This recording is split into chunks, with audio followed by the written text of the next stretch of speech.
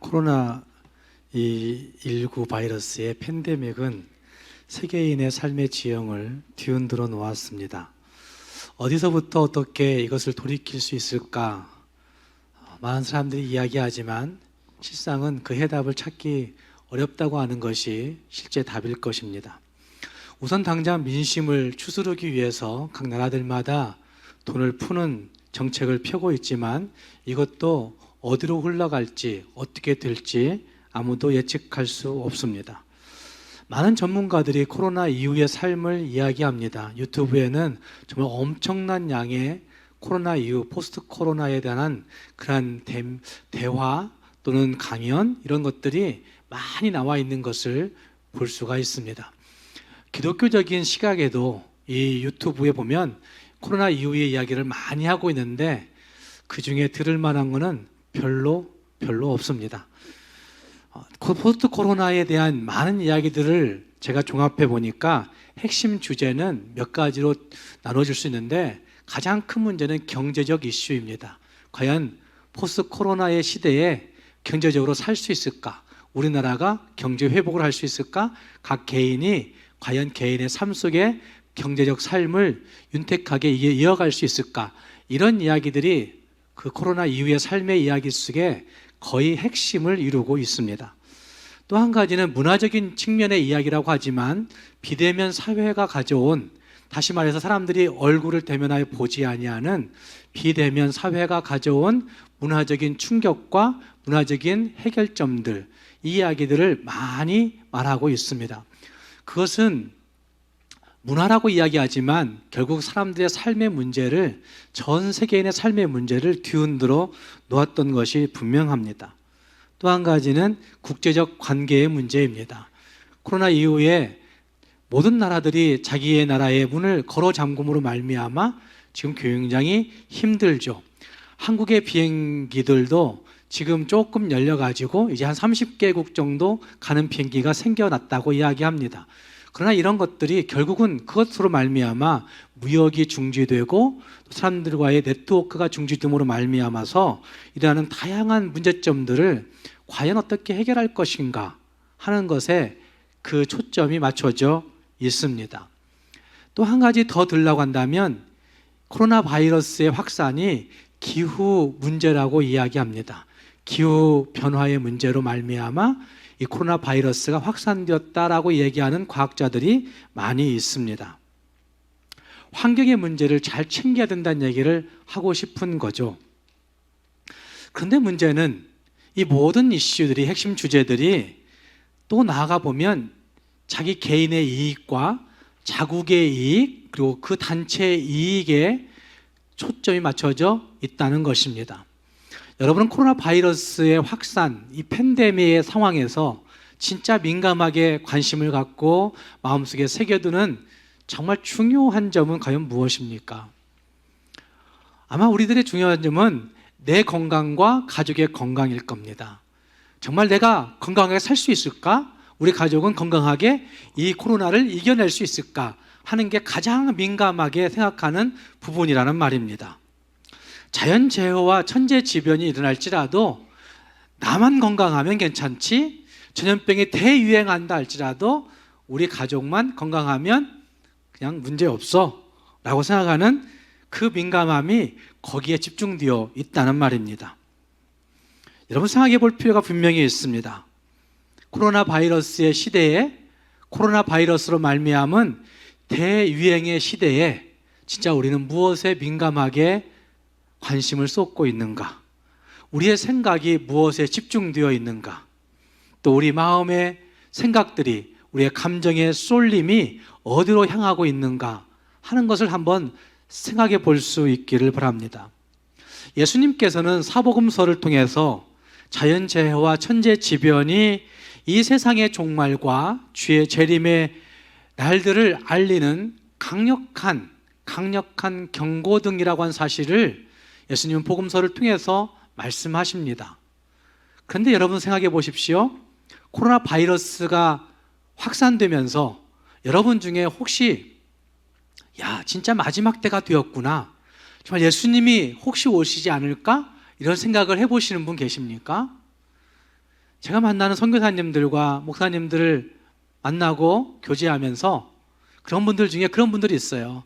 이 목사 진짜 주님이 빨리 오시려는가 봐, 이렇게 얘기하시는 목사님들도 있고 선교사님들도 있었어요. 근데 저는 그렇게 느끼지 못했다는데, 내가 아직 민감하지 못하구나, 이런 생각을 해보면서 내 신앙이 아직 좀 덜 되었구나, 이런 생각을 해볼 때가 있었습니다. 여러분은 어떻습니까? 정말 우리에게 미치고 있는 여러 가지 재해가 정말 우후죽순처럼 계속 일어났었어요. 한국만 해도, 코로나만 아니라도 정말 많이 일어났었어요. 38명이 화재 현장에서 죽어요. 이런 일들이 벌어졌었어요. 그런데 지진이 일어났었어요. 그런데 우리는 이것들이 마지막 때를 알리는 하나님의 경고등이구나, 이렇게 생각하는 일들이 별로 없다는 말입니다. 주님이 재림하실지 모르겠구나, 이런 생각을 하지 않는다는 말입니다.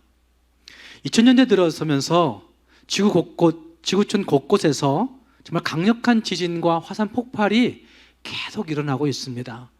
불의 고리라고 얘기하는 그 지진 때의 연결들이 계속해서 연이어서 지진과 화산 폭발을 일으키고 있습니다. 기상이변이 속출되고 있습니다. 우리는 이미 2004년에 사스라고 하는 바이러스로, 2015년에 메르스라고 하는 사태를 통해서 우리 주변에 지구촌 전체가 이런 바이러스로 인해서 큰 패닉 상태에 빠질 수 있구나 라는 사실을 이미 경험했습니다. 지금 우리는 신종 코로나 바이러스라고 하는 새로운 감염증으로 말미암아 우리의 삶 전체가 정지되는 진짜 팬데믹 상태에 빠져 있습니다. 그런데 이런 상태에 빠져 있으면서도 우리는 진짜 이것이 마지막 때를 살아가는 하나님의 음성일 수 있겠구나 하는 생각을 하지 않는다는데, 집중해서 오늘은 그 말씀을 좀 생각해 보려고 하는 겁니다. 마지막 때를 살고 있는 우리들이 어디에서 해답을 찾고 무엇을 기억해야 될 것인가? 마지막 때를 살고 있는 우리들이 진짜 무엇을 준비하고 무엇에 민감하게 반응을 보여야 할 것인가? 함께 생각해 볼 수 있기를 바랍니다. 그리스도인들은 어디에서 해답을 찾아야 되겠습니까?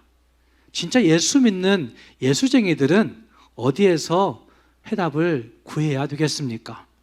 그것은 성경으로 돌아가 들을 수 있어야 한다는 것입니다. 필립 라이켄이라고 하는 목사님은 미국 복음주의 교회 안에서 19세기부터 일어났던 부흥운동에 대한 여러 가지 이야기들을 진단하면서, 그는 사람들이 교회를 위해서, 하나님을 위해서 내가 무엇인가를 했다라고 하는 그 방법론들이 결국 교회에 부정적인 영향을 미쳤다라고 그렇게 이야기하고 있습니다. 인간의 열심이, 인간의 방법들이 잘못되었다라고 얘기합니다.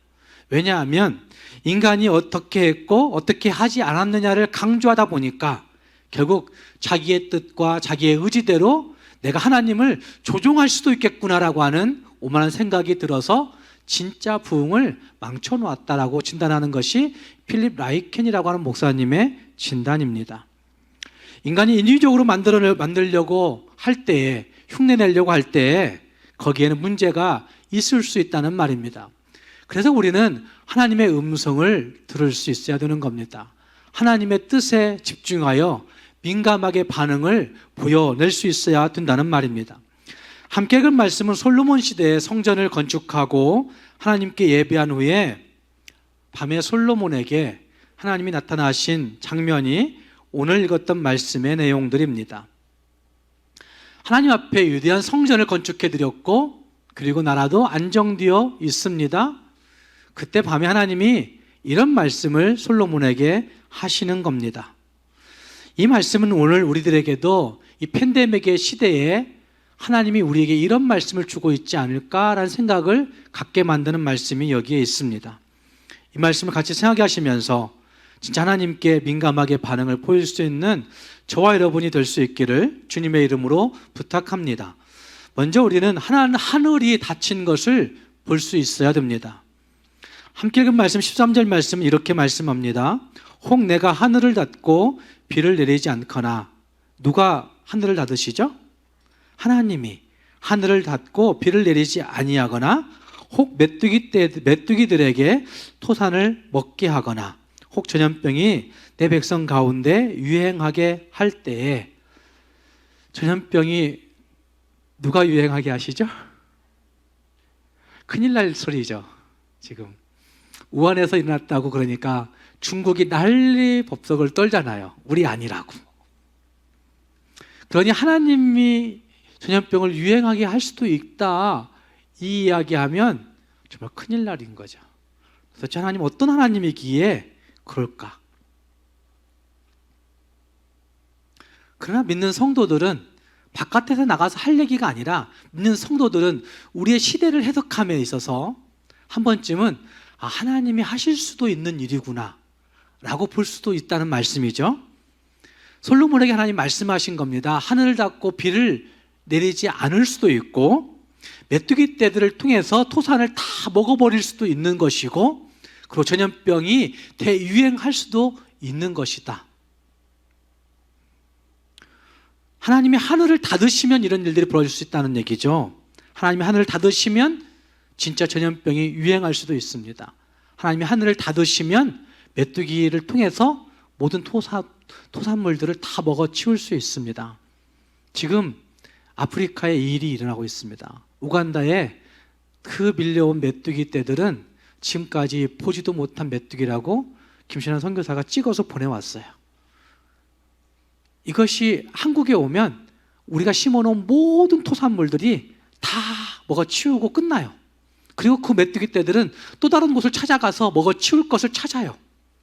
한 번에 죽여버리지 죽일 수 없는 양의 메뚜기 떼들이 몰려오는 거죠. 하늘문을 닫으시면 이런 일들도 일어날 수 있다는 말씀입니다. 하늘을 닫으시면 곤충과 질병만이겠습니까? 하늘이 닫히면 우리에게 어떤 일이 벌어질지 아무도 예측할 수 없다는 사실이 성경 속에서 나타나고 있는 증거들입니다. 성경에서 하늘이 닫힌다는 것은 죄의 결과로 나타나는 하나님과의 단절을 말씀하고 있는 겁니다. 창세기 6장 5절 말씀에 이런 말씀이 있습니다. 여호와께서 사람의 죄악이 세상에 가득함과 그의 마음으로 생각하는 모든 계획이 항상 악할 뿐임을 보시고, 그리고 그 다음 말씀들을 보면 하나님이 땅 위에 사람 지으셨음을 한탄하시고 마음에 근심하심으로 말미암아 하늘을 닫아버리십니다. 그래서 그 땅에 전무후무한 홍수가 내려오고, 그리고 그 홍수를 통해서 땅에 있는 모든 생명체가 다 죽임을 당하는, 쓸어버리시는 일들이 벌어집니다. 다시 말해서 죄로 인해서 하나님과의 관계 단절이 하늘문을 닫히게 만들었고, 하늘문이 닫힘으로 말미암아 세상에 있는 모든 것들이 쓸어 없어지는 일들이 벌어졌다는 말입니다. 마태복음 24장에는 마지막 때의 모습을 소개하는 가운데 예수님이 말씀하십니다. 마태복음 24장에 몇 개의 키워드가 등장하는데 거기에는 이런 키워드가 등장합니다. 사람의 미혹이라고 하는 키워드가 등장합니다. 지금 사람들이 얼마나 미혹당합니까? 난리, 그리고 난리의 소문이라고 하는 키워드가 등장합니다. 그리고 두려움이라고 하는 키워드, 대적이라고 하는 키워드, 기근과 지진, 미움, 그리고 재난의 시작이라고 하는 키워드가 마태복음 24장에 등장합니다. 어쩌면 이 키워드를 제가 소개했는데 이 단어들은 오늘 우리 시대의 키워드 아닙니까? 사람들의 미혹의 문제. 한국만 스포츠 경기가 재개됐어요. 프로야구, 프로축구가 재개됐어요. 그러니까 온 세계에 있는 노름꾼들이, 도박꾼들이 한국으로 밀려오고 있어요. 그 스포츠를 통해서, 온라인을 통해서 도박하려고. 사람들의 마음이 미혹되고 있다는 얘기예요. 난리 법석이죠. 두려워하고 있죠. 그리고 기근과 지진의 이야기가 우리를 힘들게 하고 있어요. 미워하고 있어요. 그리고 재난의 시작이라고 하는 표현이 딱 맞는 겁니다. 정말 난리 법석인 것은 제가 최근에 들어보니까 온라인상에 재난지원금 가지고 장난치려고 꼼수 부리는 사람들의 댓글들이 막 올라오는 거예요.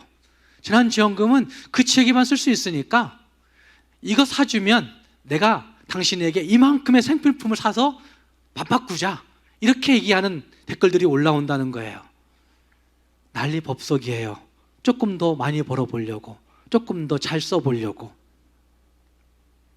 코로나 감염증의 위험 속에서도 퇴폐 타락한 문화 속에서 술 먹고 그리고 이상한 짓거리들을 하려고 하는 사람들은 그곳을 찾아서 헤매이고 있어요. 그것을 찾아서 몰려들고 있어요. 이태원이 좋다 몰려들고, 홍대가 좋다 몰려들고, 일산이 좋다 몰려들고 있고, 광주도 아마 있을 거예요. 그런데 또 그것을 성소수자라고 보호해주고 있어요. 국가 차원에서 보호해주고 있고, 청와대도 보호해주고 있고, 인권 이야기하는 많은 정당들이 보호해주고 있고, 누구도 성소수자를 흠집내면 안 된다고 생각해요. 인권이 도대체 뭔데? 성경은 그 동성애는 하나님의 천벌받을 일이라고 얘기하고 있잖아요. 그럼에도 불구하고 교회에서조차도 말하지 못해요. 말하면 잡혀갈 수 있다고 압박해요.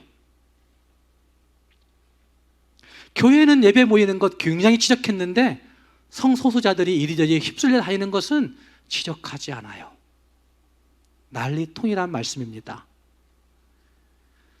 인간들의 어처구니 없는 이 죄악 가운데 하나님이 하늘문을 닫고 싶으실 마음 아닐까? 이런 생각을 저는 해보게 됩니다.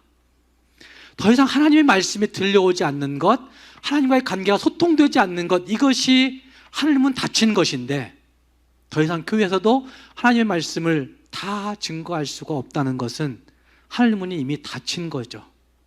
예배하는데? 아니죠. 하나님의 뜻을 제대로 전달할 수 없으니까 하늘문이 닫혀 있는 거죠. 하나님과의 관계의 단절은 우리의 모든 것을 엉망으로 뒤흔들어 놓을 수 있습니다. 하나님과의 교제가 밀접하게 되지 않을 때 인생들의 마음속에는 큰 불안이 찾아듭니다. 두려움이 생기게 됩니다. 그 두려움이 엄습함을 통해서 온갖 부정적인 감정과 부정적인 행동들이 이어지게 되어 있습니다. 하나님과의 관계 단절이 가져온 두려움과 불평과 원망은 우리의 마음을 미움으로 몰아넣고 시기로 몰아넣고 질투로 몰아넣고, 그래서 하나님 없는 곳에 온갖 죄악이 만연되게 되어 있는 겁니다. 그런데 더 큰 문제는 자기 열심에 겨워서 하나님과의 관계가 단절되었는지조차도 모른다는 데 문제가 있습니다. 내가 이 정도의 전통적인 그런 사람인데, 내가 이 정도의 경험이 있는 사람인데, 내가 이 정도의 성깔이 있는 사람인데, 내 만족이 우선되어 있을 때 결국 하나님과의 신실한 관계는 뒷전에 밀려 있어서, 그래, 이 정도면 괜찮지, 하늘이 닫혀 있지 않아, 나에게는 하늘이 닫혀 있는 것 같지 않아 라고 생각할 수 있다는데 문제가 있다는 말입니다. 지금 함께 살펴본 말씀은 솔로몬 시대에 솔로몬에게 하나님이 말씀하신 것입니다. 이스라엘 역사를 거슬러 올라가 보면 왕정 시대에 가장 견고했던, 하나님 앞에서도 견고하고 세상 사람들에게 견고했던 왕은 다윗 왕이었을 것입니다. 다윗 왕은 하나님을 전심으로 섬겼던 왕이었고 하나님 앞에 민감하게 반응을 보였던 사람이었습니다. 그래서 하나님 앞에 기도합니다. 하나님, 하나님의 신이 떠나버리면 나는 설 수 없으니까 어쩌든지 하나님의 성령을 거두어 가지 말아 주십시오라고 외쳤던 왕이 다윗 왕이었습니다. 하나님을 향하여 전심으로 섬겼다는 말입니다. 그런데 그 아들 솔로몬 왕은 그러지 않았습니다. 아버지 다윗 왕이 해놓았던 많은 업적들에 치여서 그 업적들을 누리면서 그 업적들을 가지고 더 크게 해보려고, 더 잘해보려고 했지만 그것을 가지고 하나님의 관계보다는 인간적인 술수와 그 방법들로 그것들을 이루려고 했습니다. 그래서 하나님을 적당히 이용도 하고 어쩌면 정치적인 세력들을 잘 규합해서 꾀를 내고 있는 모습이 솔로몬에게 등장합니다. 그래서 그는 이방 나라들과 마구 청약 결혼들을 했습니다. 그래서 이방 민족의 사람들이, 여인들이 왕비로 많이 들어왔습니다. 왕비로 들어오는 것도 좋지만 여자들이 많이, 부인이 많아지면 싸움이 나는 거잖아요. 그런데 그뿐만이 아니라 부인들과 함께 이방 민족의 신들이 이스라엘 나라에 대거 유입되게 되었습니다. 그래서 이 신도 섬기고 저 신도 섬기고, 야, 이 신의 신당이 훨씬 더 크구나, 이 신의 그 교합이 훨씬 더 좋은 것 같아 라고 생각하는 미혹함들이 이스라엘 민족들 가운데 많이 있었다는 말입니다. 그리고 그 후에 어떻게 되는 겁니까? 하나님과의 관계가 단절될 수 있다는 사실을 하나님 말씀하시는 거죠. 그리고 솔로몬 이후에 르호보암 왕 때는 나라가 잘 되었다고 얘기하는 반면에 역대하 12장 1절 말씀을 보면 나라가 잘 운영되었다는 말씀이 등장함과 동시에 그가 여호와의 율법을 어떻게 했어요? 버리니 온 이스라엘이 어떻게 했다고요? 본받았다고 말씀하고 있습니다. 그러니까 하나님의 말씀을 버린 거예요. 나라가 견고하게 되었고 나라는 잘 살게 되었습니다. 다윗 왕과 솔로몬 왕의 그 업적을 통해서. 그런데 르호보암 왕 때 하나님을 버리고 마는 겁니다. 전심으로 섬겼던 다윗 왕과 솔로몬 왕은 반절 정도 섬겼던 솔로몬 왕과 그리고 르호보암은 하나님을 완전히 버리는 것입니다. 여러분, 언제부터 하늘 문이 닫혔을까요? 솔로몬 때에 하나님 말씀하셨는데 언제부터 하늘 문이 닫힌 것일까요? 르호보암 왕 때에 닫혔을까요? 저는 그렇게 생각하지 않습니다. 부강했던 솔로몬 왕 때에, 솔로몬 때부터 성전을 짓고, 그래 하나님이 이곳에 거하시라고 이렇게 외치면서 기도하고 응답받았던 솔로몬이었지만 솔로몬 때부터 하늘문이 닫혔다고 저는 생각합니다. 코로나 팬데믹에 오늘 우리 자신들에게 물어보셔야 됩니다. 혹시 내 개인의 삶에 하늘문이 닫혀 있는 것은 아닌지. 코로나 바이러스로 말미암아 겁을 내다 보니까 하나님과의 관계도 다 뒷전에 놓고 실어버리게 되는 하늘문이 닫히게 된 것은 아닌지. 혹시 우리 가정 안에 하늘문이 닫힌 것은 아닌지. 혹시 내 자녀들에게 있어서 가장 중요하게 세워져 있어야 되는, 정말 하늘이 열려 있어야 되는데 하늘문이 닫혀 있는 것은 아닌지. 하나님이 세우신 이 교회 안에 하늘문이 닫혀 있는 것은 아닌지. 한국교회를 향해서 물어보셔야 되는 겁니다. 혹시 하늘문이 닫혀 있는 것은 아닌가 한번 생각해 볼 수 있어야 된다는 말입니다. 우린 잘 나가고 있는데 안심할 수 있다고 생각하십니까? 우리 가정은 별 큰 어려움 없이, 질병도 걸리지 않고 전염병도 걸리지 않고 큰 어려움도 없이 잘 나가고 있다고 안심할 수 없습니다. 왜냐하면 하늘이 닫혀 있어도 물질의 복 받을 수 있고, 하늘이 닫혀 있어도 예배할 수 있기 때문에 그렇습니다. 하늘이 닫혀 있어도 기도할 수 있고, 하늘이 닫혀 있어도 닫힌 줄 모르고 얼마든지 잘 살 수 있기 때문에 안심할 수 없다는 말입니다. 거창한 예배의 형식과 거창한 어떤 물질적인 복과 거창한 자기 자랑거리들이 있다 할지라도 안심하다고 외칠 수는 없다는 말입니다. 그래서 우리 자신들에게 물어보아야 합니다. 코로나 팬데믹의 상황에 유튜브만 많이 보지 마시고 포스트 코로나의 시대에 과연 나는 안심할 수 있을까? 과연 나는 하늘문이 닫혀 있는 건 아닐까? 한번 물어볼 수 있어야 된다는 말입니다. 물어볼 때 하나님께 민감할 수 있기 때문에 물어보고 진짜 하나님께 민감하게 반응을 보일 수 있는 저 여러분이 될 수 있기를 주님의 이름으로 축복합니다. 그리고 하나님이 우리에게 요구하시는 것이 있습니다. 그것은 스스로 낮추라는 것입니다. 14절 말씀에 하늘을 닫고 비 내리지 않을 수 있고, 하늘을 닫고 메뚜기로 다 먹어버릴 수 있고, 하늘을 닫고 전염병이 대유행할 수 있는데, 그때 하나님의 이름으로 일컫는 내 백성이 그들의 악한 길에서 떠나 어떻게 해요? 그 다음 말씀 같이 크게 읽겠습니다. 시작. 스스로 낮추고 기도하여 내 얼굴을 찾으면 내가 하늘에서 듣고 그들의 죄를 사하고 그들의 땅을 고칠지라. 아멘. 스스로 낮추고 기도하여 내 얼굴을 찾으면 그들의 죄를 사하고 그들의 땅을 고칠지라. 뭐가 문제일까요? 코로나19 바이러스가 문제인가요? 코로나 대유행이 문제인가요?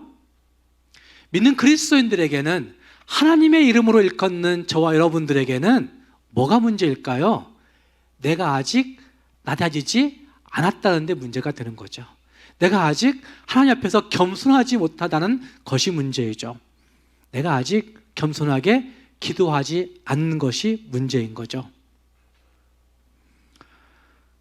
하나님은 노아 시대의 사람들에게도 홍수를 통해서 120년의 유예 기간을 두시며 회개할 기회를 주셨습니다. 또 소돔과 고모라를 심판하실 때에도 하나님은 천사들을 보내서 아브라함의 중보 기도를 통해서 회개할 기회를 주셨습니다. 모두가 다 다른 길로 가고 하늘이 닫힌 것을 무시하는 그때에도 하나님은 노아와 아브라함을 통해서 회개할 기회를 풍성하게 오랫동안 주고 계시다는 사실들을 볼 수 있다는 말입니다.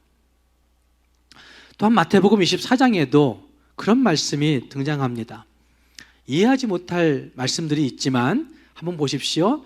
마태복음 24장 17절 말씀에는 이런 말씀이 있습니다. 지붕 위에 있는 자가 집안에 있는 물건을 가지러 내려가지 말라고 말씀하십니다. 왜일까요? 또 18절 말씀에서는 밭에서 일하는 자가, 밭에 있는 자가 겉옷 가지러, 밭에 가면 겉옷을 벗어놓고 일할 수 있어요. 땀이 나니까. 그 겉옷 가지러 뒤돌아보지 말라고 말씀하세요. 19절 말씀에서는 이런 말씀을 하십니다. 그날에 아이벤 자들과 젖먹이는 자에게 뭐가 있다고요? 화가 있다고. 젖먹이는 자가 문제입니까? 아이벤 자들이 문제입니까? 그 얘기가 아니죠. 우선순위를 하나님께 두라는 말씀이죠. 하나님께 민감한 반응을 보이라는 말씀이죠. 재난지원금 그 몇 푼 때문에 반응 보이지 말고, 그 몇 푼 더 내가 잘 써보려고 자꾸 반응 보이지 말고, 코로나 바이러스 그것 때문에 겁먹지 말고, 팬데믹의 유행 가운데 경제적 형편 때문에 주눅들지 말고, 거기에 민감하게 반응 보이지 말고 하나님께 우선순위 두고 하나님 바라보라고 말씀하고 있는 거죠. 집안 물건 가지러 내려가지 말라고. 왜? 마지막 때니까, 주의 재림의 날이니까 그때에 그렇게 하면 안 된다고 말씀하고 있는 거죠. 하나님만 바라보는 믿음을, 하나님과 동행하는 그 인내함을 말씀하고 있는 것이라 할 수가 있습니다. 진짜 임신하지 말라, 젖먹이지 말라 이 얘기가 아니라 그만큼 우리의 정신과 생각과 우리의 감정과 마음을 누구에게만 두라고요? 하나님께만 좀 집중해 보라고 말씀하고 있는 것으로 해석할 수가 있는 거죠. 그렇게 하는 것이 스스로 낮추는 것입니다. 우리는 너무나 높아서, 너무 많이 가져서, 우리는 너무나 부요해서 하나님이 보이지 않는 거죠. 스스로 낮춘다는 얘기는 하나님 앞에서 우리를 내려놓는 겁니다. 우리를 포기하는 겁니다. 우리의 우선순위를 하나님께 두는 것이 스스로 낮추는 것입니다. 내 계획보다, 내 생각보다, 내 가치보다 하나님의 인도하심 앞에 굴복되어지는 것, 내 판단보다도 하나님의 뜻을 더 존중하는 것, 그것이 스스로 낮추는 것입니다. 성경에 36번이 사용되었고 그것이 18번이 역대기에 사용되었고, 역대기에 사용된 그 내용들 가운데 대부분의 많은 왕들에게 쓰여졌습니다. 많은 왕들이 하나님 앞에서 스스로 낮춰야 되지 않느냐라고 하는 차원에서 이 말씀을 사용되어진 것을 볼 때에 하나님 앞에서 왕의 권세, 왕의 계획, 왕의 뜻을 버리는 것이 스스로 낮추는 것이라는 사실을 보여주고 있습니다. 성경적인 겸손이 이것 아니겠습니까? 하나님 앞에 정직하게 서지 아니하면 안 된다는 사실입니다. 하나님 앞에 정직하게 겸손을 가지고 있지 아니하면 기도할 수 없습니다. 하나님 앞에 진실하게 낮추지 아니하면 하나님 바라볼 수 없습니다. 왜냐하면 내 잘난 것 같으니까, 내가 완전한 것 같으니까, 내가 부족한 것 같이 느껴지지 않으니까, 내 뜻이 훨씬 더 좋은 것 같으니까. 생각해 보십시오. 하나님 앞에 서면 정말 왜소하지 않습니까? 하나님 앞에 서면 정말 우리의 속뜻이 너무나 추접스럽지 않습니까? 하나님 앞에 서면 내 모든 능력이 무능력하지 않습니까? 하나님 앞에 서면 판가름 나는데도 불구하고 우리는 사람 앞에 설 때마다 내 것이 훨씬 더 위대하게 보여서 겸손을 모르는 사람들이 되어 있는 것입니다. 아브라함은 소돔과 고모라를 위해서 기도할 때에 이렇게 기도하는 장면이 창세기 18장에 드러나는데, 거기에 티끌 같은 나라도 감히 주께 기도합니다. 티끌 같은 나라도 감히 하나님께 기도합니다 라고 그렇게 기도하면서 자기를 뭐 같다고 얘기해요? 티끌 같다고 얘기해요. 티끌 같다고. 하나님, 나는 아무것도 아니에요. 먼지와 같아요. 그러니 감히 하나님 앞에 기도합니다. 이렇게 기도하는 기도를 하나님이 외면하실까요? 들으실까요? 들으시는 거죠. 다윗은 하나님 앞에 설 때마다 여호와여, 내가 누구이고 무엇이길래 그 시시한 곳에서 나를 여기까지 인도하셨습니까? 라고 기도했어요. 내가 무엇이고 한데 그 시시한 곳에서, 그 초라한 곳에서. 사랑하는 여러분, 내 인생이 유치하게 보이십니까? 그렇다면 하나님 앞에 겸손한 것이죠. 내 인생이 시시했던 그때가 느껴지십니까? 내 인생이 초라할 때 그때를 아십니까? 그렇다면 하나님 앞에 겸손한 거라고 생각합니다. 오늘 이 세계적인 코로나 팬데믹의 시대에 하나님은 우리에게 무엇을 말씀하고 싶으신 걸까요? 하나님이 이 세상의 끝이 얼마 남지 않았다 강력하게 경고하시는 것 아닐까요? 또 하나님이 이 역사의 주관자라고 하는 사실을 말씀하고 있는 것 아니실까요? 하나님이 이처럼 강력하게 경고등을 켜고 있는 이유는 오늘 저와 여러분을 겸손하게 기도하라고 말씀하시는 것 아닐까요? 한번 생각해 보시면서 정말 하나님 앞에서 민감하게 반응을 보일 수 있는 우리가 될 수 있기를 바랍니다. 함께 찬송 214장 4절을 찬송하고 같이 기도하시겠습니다. 214장 4절. 내 주님 서신 발 앞에 나 꿇어 엎드렸으니 주 크신 역사 이루게 날 받아주소서. 우리 모습 그대로 가지고 나갈 때 하나님이 역사하십니다. 우리의 사명을 생각해 보시면서 같이 4절 찬송 부르겠습니다. 내 주님 서신 발 앞에 나 꿇어 엎드렸으니 주 크신 역 이루게 날 받아. 내 주님 서신 발 앞에 내 주님 나 꿇어 엎드렸으니 주 크신 역사이 날 받아주. 내 모습 이대로 내 모습이 주 받으옵소서. 주 받으옵소서. 날 위해 돌아가신 주, 날 위해 돌아가신 날 받아주소서.